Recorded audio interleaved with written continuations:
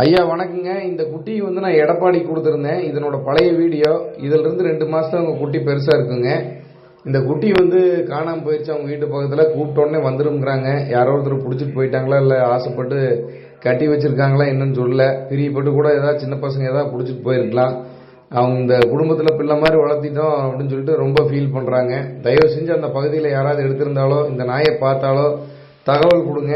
இந்த நாய் எடுத்திருந்தவங்க இதை பார்த்தாலும் கூட அவங்க வீட்டு கேட்டுக்கிட்ட அப்படி விட்டுட்டு போயிருங்க. அதுவே வீட்டுக்கு போயிடும்.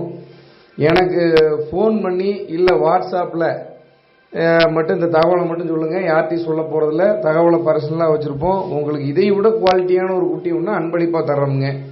அந்த குட்டி இல்லாமல் ரொம்ப சிரமப்படுறாங்க அவங்க. தயவு செஞ்சு அவங்களுக்கு ஒரு உதவியாக பண்ணுங்கள். இது ஏதாவது விற்பனைக்கு இந்த மாதிரி குட்டிகள் வந்ததுனாலும் ஒரு தகவல் கொடுங்க.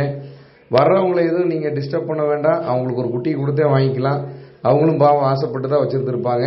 நன்றி, வணக்கம்.